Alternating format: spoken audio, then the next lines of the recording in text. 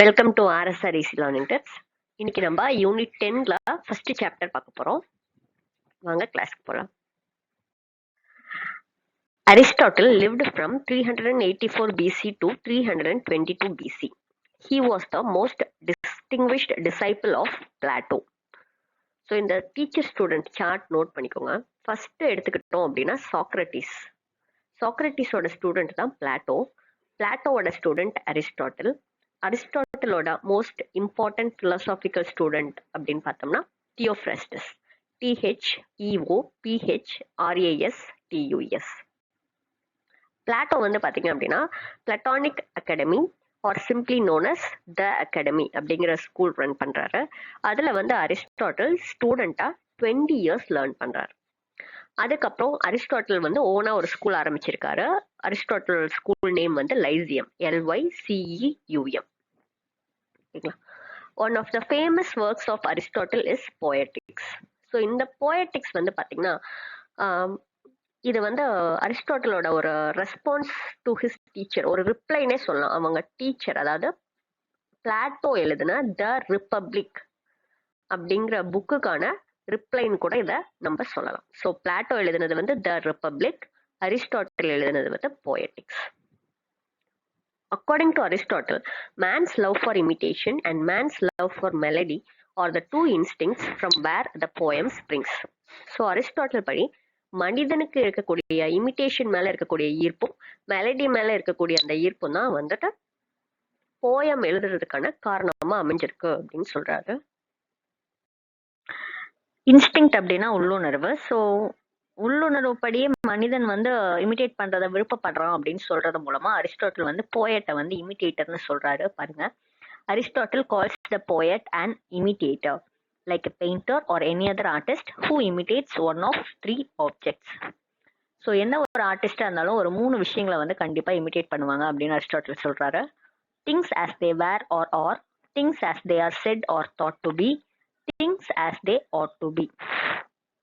So in other வேர்ட்ஸில் உங்களுக்கு நல்லாவே புரியும். எந்த ஒரு 3 விஷயத்த வந்து இமிட்டேட் பண்ண விருப்பப்படுறாங்க அப்படின்னு பார்த்தீங்கன்னா, ஏற்கனவே நடந்த விஷயம், இல்லைன்னா நடந்து கொண்டிருக்கிற விஷயங்கள், அப்புறம் சில காமன்லி பிலீவ்ட், பொதுவாக நம்பக்கூடிய விஷயங்கள், and what is ideal.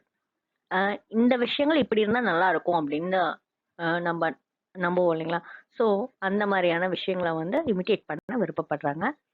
What the poet imitates in the form of poetry has deeper implication.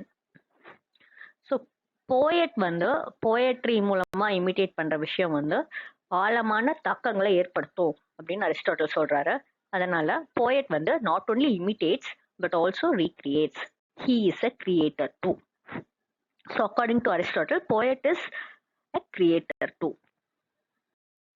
His poetic creation, அதாவது poetோட படைப்புகள், not twice removed from reality as Plato believed. So Plato வந்து poetry என்ன சொல்லுவார்னா imitation of imitation, imitation மாயை, அப்ப அதோட imitation தான் poetry அப்படின்னு Plato சொல்லியிருப்பாரு. அரிஸ்டாட்டில் வந்து அந்த மாதிரி இல்லை அப்படின்னு மறுப்பு தெரிவிச்சிருக்காரு. poetry is more philosophical and a nobler creation than history according to Aristotle. சரிங்களா? ஏன் அப்படின்னா history records particular persons, places or things, but poetry infuses a universal appeal into them by stressing what they have in common with all persons, all places or all things in the same set of circumstances. அதாவது poetry வந்து பாத்தீங்க, pictures of poetry வந்து வெறும் reproduction of facts கிடையாது.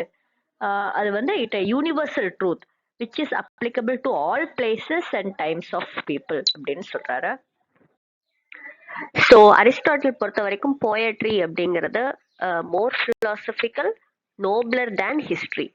அடுத்தது 3வது point வந்து it implies morality. சரிங்களா, அதுதான் இந்த ஸ்லைடில் பார்க்க போகிறோம்.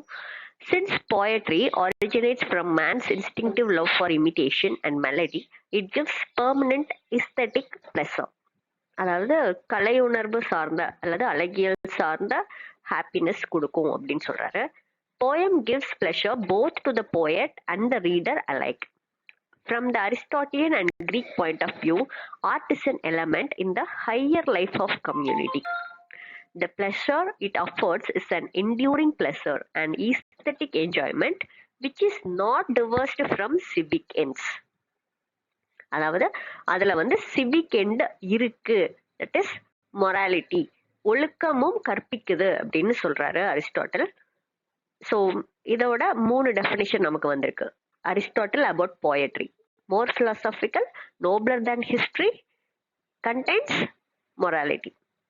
Aristotle also sees, like Plato, that poetry makes an immediate appeal to the emotions. Aristotle says poetry combines in itself both philosophy and morality. Aristotle's view on imitation is in opposition to Plato's interpretation. So Plato வந்து poetry பத்தி என்ன சொல்றாரு அப்படின்னு first தெரிஞ்சுக்கோங்க. First point வந்து poetry வந்து he disapproves poetry because it is immoral, morality இல்லை அப்படின்னு சொல்றாரு. அடுத்தது வந்து twice removed from reality poetry அப்படிங்கிறது இமிட்டேஷன் ஆஃப் இமிட்டேஷன் சொல்றாரு. அடுத்தது பிலாசபி வந்து பெட்டர் தேன் போயட்ரி அப்படிங்கிறது பிளாட்டோவோட ஸ்டாண்ட். ஸோ பிளாட்டோ, ஓகேங்களா, இந்த 3க்குமே வந்து எதிர்ப்பு தெரிவிச்சு தான் அரிஸ்டாட்டில் அவரோட கருத்தை சொல்லியிருப்பாரு. நம்ம இது வரைக்கும் பார்த்தோம். Aristotle believes that imitation is common to all fine arts. So எல்லா விதமான நுண்கலைகள்லையும் வந்து இமிட்டேஷன் வந்து காமன் அப்படிங்கிறது அரிஸ்டாட்டிலோட opinion. He gives a loftier position to imitation than Plato does. So imitation அப்படிங்கிறத ஒரு மிக உயர்ந்த ஸ்தானத்துல இருந்து தான் அரிஸ்டாட்டில் பார்க்குறாரு. Poetry has its origin in 4 basic human instincts. So poetry எதுல இருந்து உருவாகி இருக்கும் அப்படின்னா மனிதனுடைய அடிப்படையான உள்ளுணர்வு. அந்த 4 உள்ளுணர்வு என்ன அப்படின்னு சொல்றாரு பாருங்க. The natural human instinct to imitate things as children do. The natural pleasure one gets from a good work of imitation. Learning or knowing something new and the instinctive pleasure in harmony and rhythm. So இந்த 4 இன்ஸ்டிங்க்ட்ல இருந்து தான் poetry origin ஆயிருக்கும் அப்படின்னு Aristotle சொல்றாரு. Aristotle does not consider imitation a mere mimicry or subservient copying of nature, but a creative activity that has greater intensity and depth.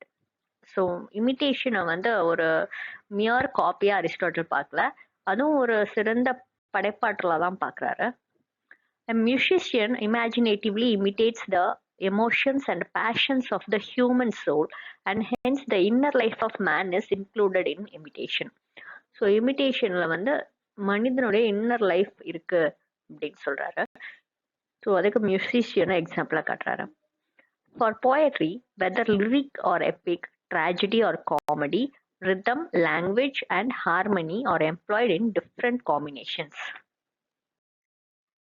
Aristotle classifies the fine arts on the basis of 3 criteria: the medium of imitation, object of imitation and the manner of imitation. So Aristotle வந்து நுண்கலைகளை வந்து எப்படி classify பண்றாரு அப்படின்னா எந்த அளவுகோல் மூலமா அப்படின்னு பார்த்தீங்கன்னா medium of imitation, object of imitation, manner of imitation. So medium of imitation மூலமா அவர் என்ன சொல்ல வர்றாரு அப்படின்னா Aristotle mentions the vehicle or the material through which the art imitations, that is through colour, sound and form. So பொதுவாக கலைகள் அப்படின்னு எடுத்துட்டோம்னா அதில் மீடியம் ஆஃப் இமிட்டேஷன் வந்து கலர், சவுண்ட் அண்ட் ஃபார்ம். போயட்ரியில என்ன அப்படின்னு பார்க்கலாம். போயட்ரியை பொறுத்த வரைக்கும் the medium of imitation is rhythm, language and melody.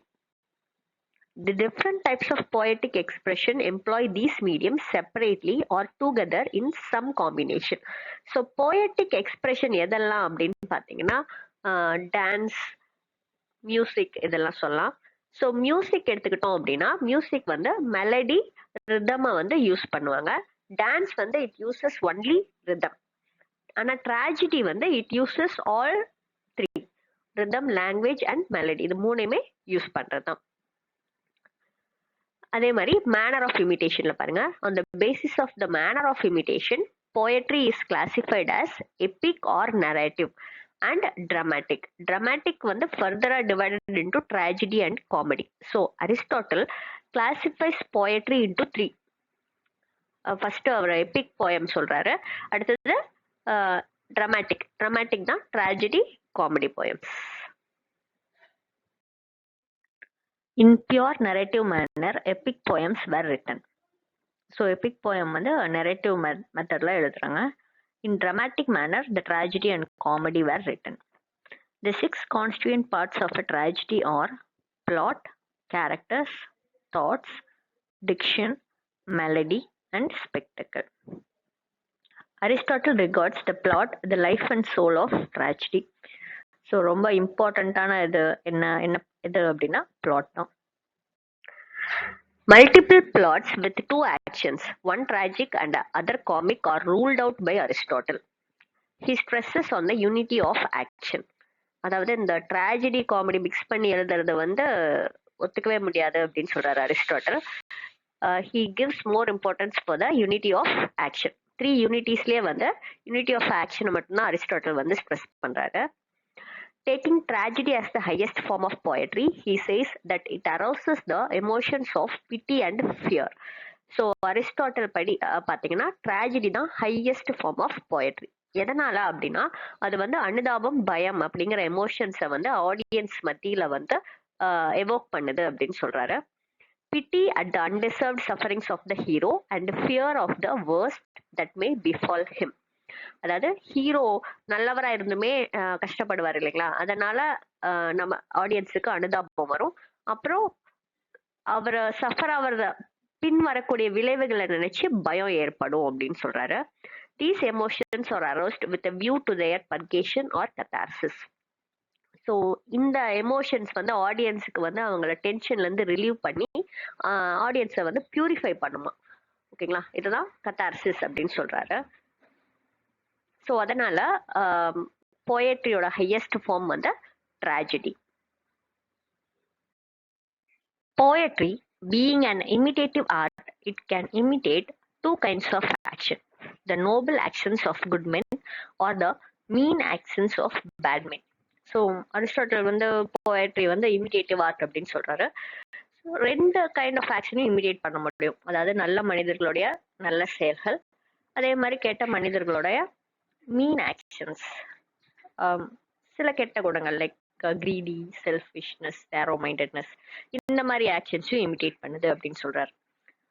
For tragedy bears the same relation to the epic as comedy to the satire. So ட்ராஜடியும் எப்பிக்கும் same கேரக்டரிஸ்டாக இருக்கும். அதே மாதிரி காமெடியும் சட்டையரும் கிட்டத்தட்ட சேம் கேரக்டராக இருக்கும். According to Aristotle, tragedy is superior to the epic. So இன்னும் வரக்கூடிய 3 பாயிண்ட்டுமே அரிஸ்டாட்டலோட ட்ராஜடி பற்றிய டெஃபினேஷன்னே சொல்லலாம். So Aristotle considers tragedy as the superior one. எப்பிக்கை விட ட்ராஜடி தான் superior அப்படின்னு சொல்றாரு. Aristotle says tragedy is an imitation of an action that is serious, complete, and of a certain magnitude, through pity and fear affecting the proper purgation of emotions. So இது எல்லாமே வந்து அரிஸ்டாட்டலோட ட்ராஜடியை பற்றிய view. Aristotle finds 6 constituent parts in tragedy: plot, character, thought, diction, song, and spectacle. The plot is the underlying principle of tragedy. So இது வந்து like எது இம்பார்ட்டண்ட்டோ அது ஃபர்ஸ்ட்ல இருக்கு, லீஸ்ட் இம்பார்ட்டன்ட் லாஸ்ட்ல இருக்கு. சரிங்களா, ஸோ பிளாட் வந்து ரொம்ப இம்பார்ட்டன்டானது ட்ராஜடிக்கு, அதனால அது ஃபர்ஸ்ட். ஸ்பெக்டக்கிள் வந்து லீஸ்ட் இம்பார்ட்டன்ட். ஓகேங்களா, பிளாட்னா என்ன அப்படின்னு பார்த்தீங்கன்னா Aristotle means the arrangement of incidents, சம்பவங்களின் தொகுப்பு தான் பிளாட் அப்படி சொல்றாரு. அதுக்கப்புறம் கேரக்டர்ஸ், அடுத்தது thought. Thought means what the characters think or feel during their career in the development of the plot. So கேரக்டர்ஸோட என்ன நினைக்கிறாங்க அப்படிங்கிறது அங்கே வந்து தாட் அப்படின்னு சொல்றாங்க. அடுத்தது வந்து diction, song. So diction is the medium of language or expression through which the characters reveal their thoughts and feelings. So diction வந்து மீடியம் ஆஃப் லாங்குவேஜ். அடுத்தது வந்து சாங். சாங் வந்து you know it's a vocal compositions incorporated into the performance. அடுத்தது வந்து spectacle. இது note பண்ணிக்கோங்க. Spectacle includes all aspects of tragedy that contribute to its sensory effects. அதாவது costume, scenery, gestures of the actors, sound of the music, resonance of the actors' voices, இதெல்லாமே வந்து comes under spectacle. The plot comprises the arrangement of incidents that result from character and thought giving way to action. Complication and denouement are two elements of plot. So complication அப்படின்னா அங்கே சிக்கல், டேனுமாண்ட் அப்படிங்கிறது சிக்கல் தீர்ந்த இறுதி கட்டம். Plot should have first unity of action, unity of time and the unity of place. Plot may be simple or complex. So இந்த 3 யூனிட்டிஸ்ல வந்து பார்த்தீங்கன்னா அரிஸ்டாட்டில் வந்து எதை ரொம்ப இன்சிஸ்ட் பண்றாரு அப்படின்னா யூனிட்டி ஆஃப் ஆக்ஷன் தான். The only unity Aristotle insists upon is the unity of action. Plot வந்து சிம்பிளாவும் இருக்கலாம், காம்ப்ளெக்ஸாவும் இருக்கலாம் அப்படின்னு சொல்றாங்க. In a simple plot, there are no puzzling situations that enter into a complex plot. So simple plotல ஒரு குழப்பமான situations இருக்காது அப்படின்னு சொல்றாங்க. Peripataya is generally explained as the reversal of the situation. திடீரென்ற நேர் எதிரான மாற்றம். Anagnorisis as recognition or discovery. அதாவது ஒரு ப்ரோட்டகனிஸ்ட், ஒரு முக்கியமான கதாபாத்திரம் வந்து வேற ஒரு கேரக்டரோட உண்மையான ஐடென்டிட்டியை வந்து டிஸ்கவர் பண்றது தான் anagnorisis. Both peripeteia and anagnorisis please because there is the element of surprise in them. So ரெண்டுலையுமே ஒரு சர்ப்ரைஸ் இருக்கிறதுனால அது வந்து இட் ப்ளீசஸ் த ஆடியன்ஸ் அப்படின்னு சொல்றாங்க. Tragedy aims at exciting pity and fear. Its choice of a hero is limited to one whose actions must produce this effect in the spectators. So tragic hero வந்து இந்த எமோஷன்ஸை வந்து audience கிட்ட இருந்து evoke பண்ணணும் அப்படின்னு சொல்றாங்க. Aristotle's observations on comedy. The roots of comedy lie deep in satirical verse as those of tragedy in epic poetry. So நம்ம இதை ஏற்கனவே பார்த்துருக்கோம். ரூட்ஸ் ஆஃப் காமெடி வந்து ஃப்ரம் சட்டையர், அதே மாதிரி ட்ராஜடி வந்து Epic. As tragedy following its parent forms, epic poetry and the hymns represents men as nobler than they are. இது ஒரு இம்பார்ட்டன்ட் கொஸ்டின். ஸோ ட்ராஜடி எப்படி வந்து ஃபோக்கஸ் பண்ணோம் அப்படின்னா men as nobler than they are. So comedy also following its parent form, satirical verse and the phallic songs represents men as worse than they are. இருந்ததோட வேர்ஸ்டா காமிக்கிறது வந்து comedy அப்படின்னு Aristotle சொல்லியிருக்காரு.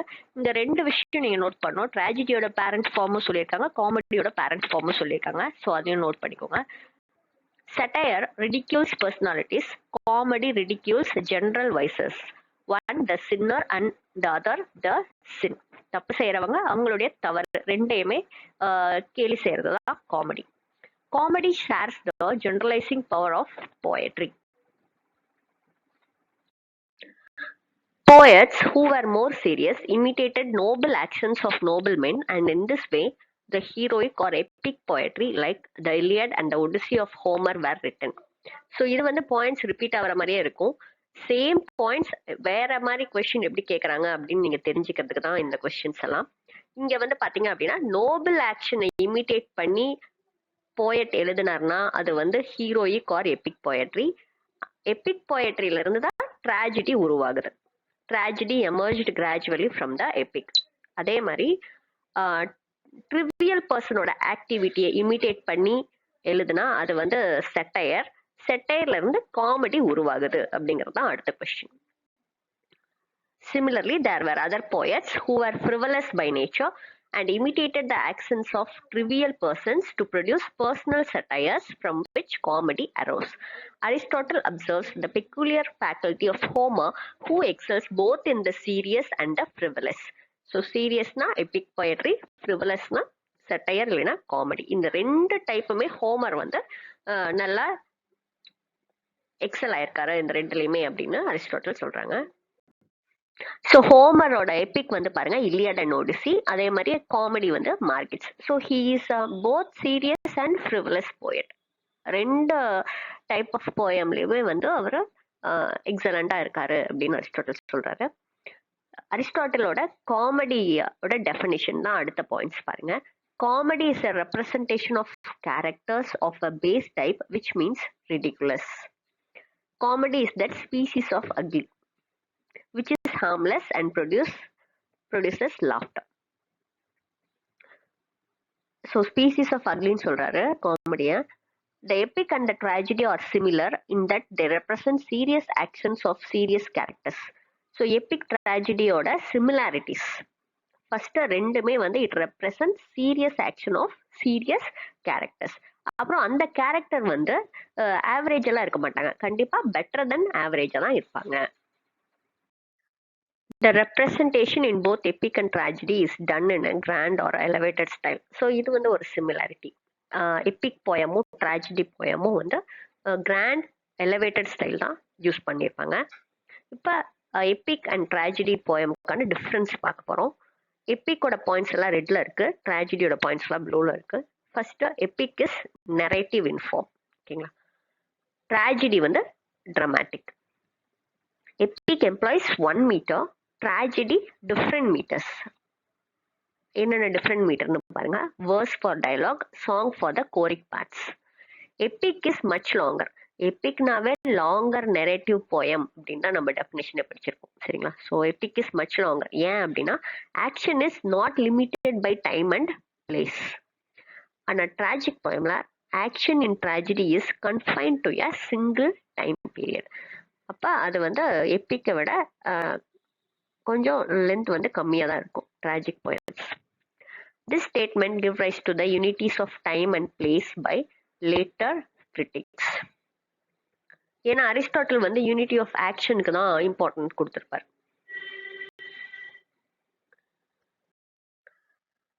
Aristotle's observations on the epic. Epic grew out of the old hymns to gods and songs sung in praise of famous men. So இந்த கீர்த்தனை பாடல்கள், துதி பாடல்கள் இதுல இருந்து உருவானது தான் எப்பிக் அப்படின்னு சொல்றாங்க. In its nature it resembles tragedy closely, but in its form it is different. So nature படி பார்த்தீங்க அப்படின்னா எப்பிக்கும் ட்ராஜடியும் கிட்டத்தட்ட சேமா இருக்கிற மாதிரி இருக்கும், ஆனால் ஃபார்ம்ல வந்து ரெண்டுமே வேற வேற. It has a complication, a turning point and a denouement, and it is either complex or simple, that is with or without peripeteia and anagnorisis. So peripeteia anagnorisis இருக்கலாம், இல்லாமையும் இருக்கலாம் எப்பிக்ல. ஆனால் அதில் ட்ராஜடி மாதிரியே காம்ப்ளிகேஷன், டேர்னிங் பாயிண்ட், டேனுமான் எல்லாமே இருக்குமா. It has the same unity of action and produces the same kind of pleasure that arising from catharsis. So எப்பிக்கும் வந்து பார்த்தீங்கன்னா it has catharsis, அதாவது pity, and it evokes pity and fear among audience. An epic imitates life by narration and not by dramatic action and speech, and it admits of much greater length than tragedy. So epic வந்து narrative ஸ்டைலில் இருக்கும், அப்புறம் ட்ராஜடியை விட லென்த்தாக இருக்கும் அப்படின்னு சொல்கிறார். Thank you, all the best.